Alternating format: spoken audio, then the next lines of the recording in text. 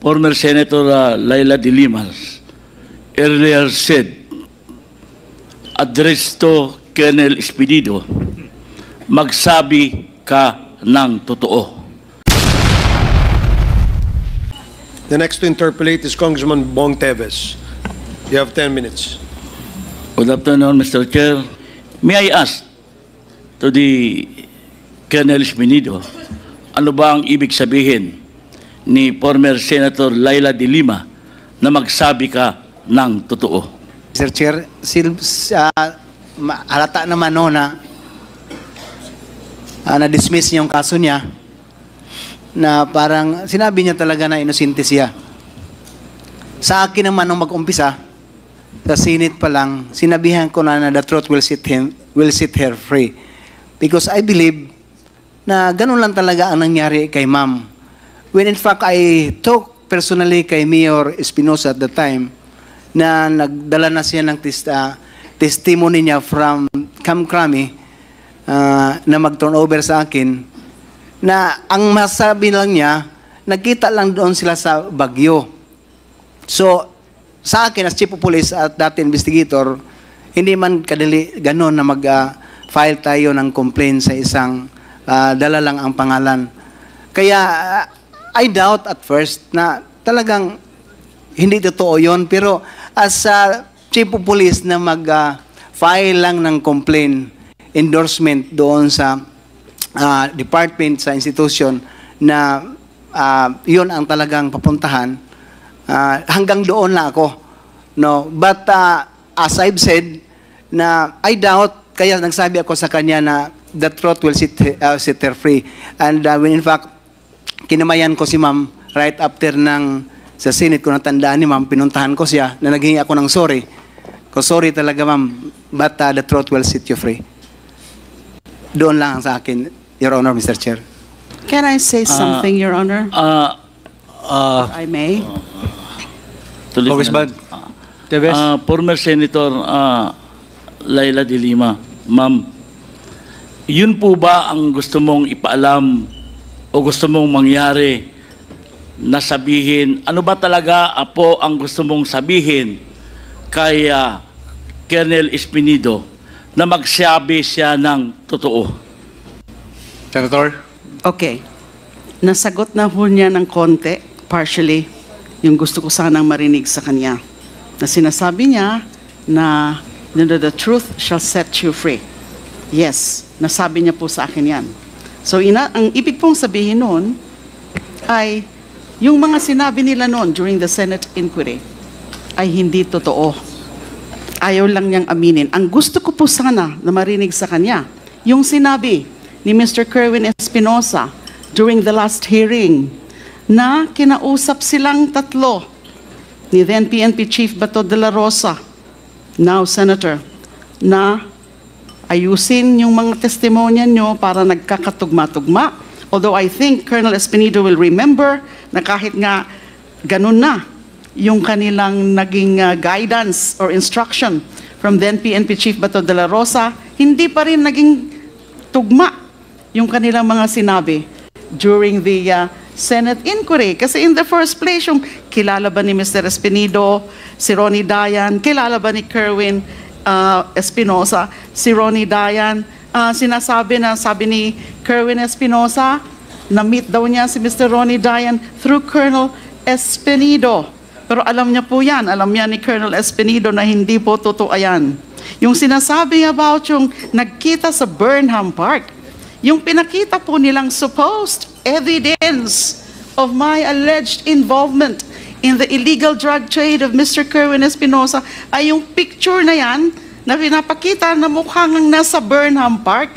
Ang mukha ngang nagkita kami doon o na whatever, yung hindi ko alam kasi hindi ko naman siya kilala nung minute ko siya o na-meet ko sa Burnham Park kasi ang dami pong nagpapapicture doon. So the first time that I saw Mr. Kerwin Espinosa was nung nag-appear na siya sa Senate inquiry. Yun po sana yung gusto kong malinawan sa kanya. Tama ba yun? Sinabi ni Kerwin Espinosa na actually kinausap silang tatlo para maging tugma-tugma yung kanilang script. Mr. Chair, May I ask Colonel Espinido to respond sa sinabi ni former Senator De Lima.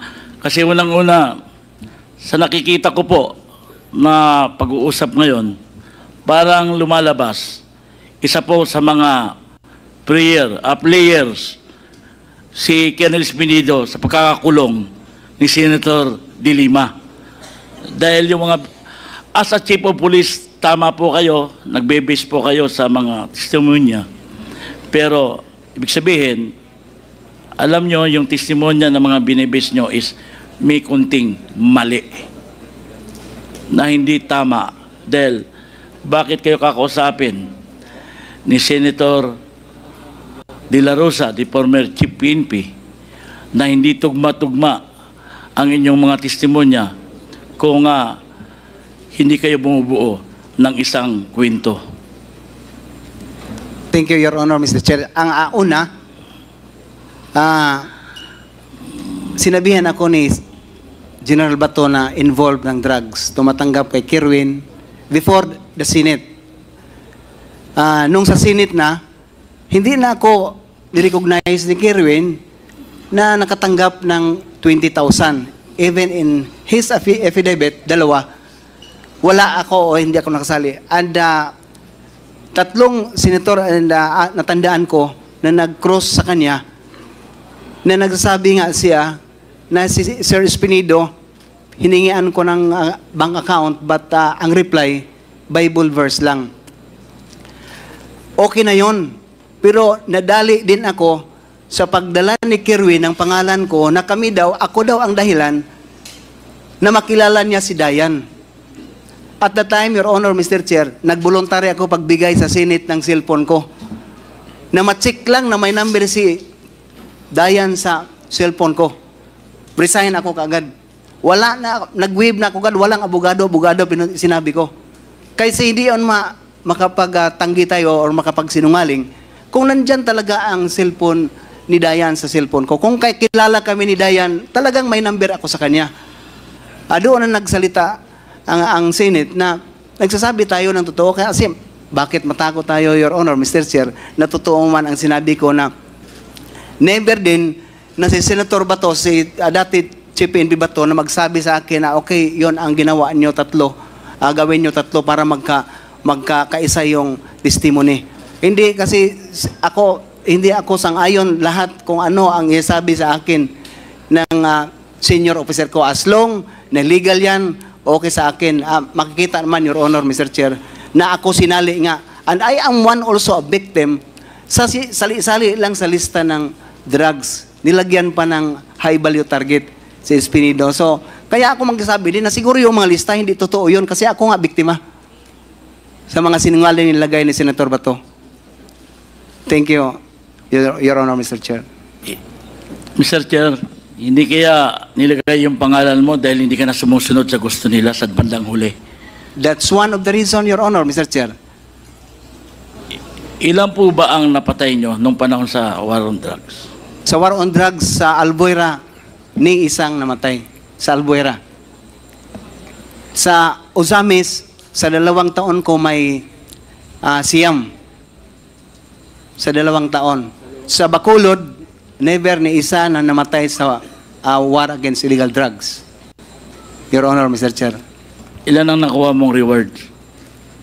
Kung reward lang, matandaan ko, Your Honor, Mr. Chair, kasi may resolution ang Ozamis, si Mayor Aldong Parhuinog at the time, na kung may makahuli ang pulis ng isang malaking drug pusher, may 100,000 na ibigay from the local government unit. So nakakuha kami ng 600,000.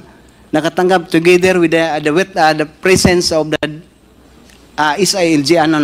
MILG, na nandoon na ako ang tumanggap ng pera at saka plaque of appreciation na nakahuli tayo ng worth of 600,000 ang binigay ng local government unit sa PNP ng Ozamis, Your Honor, Mr. Chair. Mr. Chair, di ba pinag-uusapan natin yung reward system na sinabi ni Colonel Garma?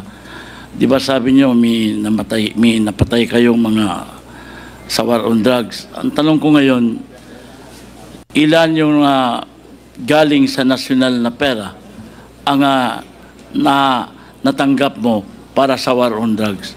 Hindi yung galing sa lokal. Your Kindly Honor, wrap Mr. up Chair, also. siguro sa Osamis to tell you the truth, no? Maski tanungin niyo si Sir Bato ngayon kung saan siya. Never nakabigay si Senator Bato na sa akin ng ₱1 since sa pag-upo niya nakasama kami. Never. Lalo na yung reward, Your Honor, Mr. Chair, kaya siyempre, sikreto na yon. Bakit hindi ako pagbigyan? Hindi ako binigyan niya ng legal na suporta naman lang. Na pagbigyan ako na, Joby, may pampliti mo na lang ng pang-airplane. Magpunta ako ng Krame, Your Honor, that's the truth. Yun na nangyari. Thank you Your time very is much, up, Mr. Chair. Congressman Teves. Your time is up. Thank you. Please wrap up. Yeah. Okay, thank you, Congressman Teves.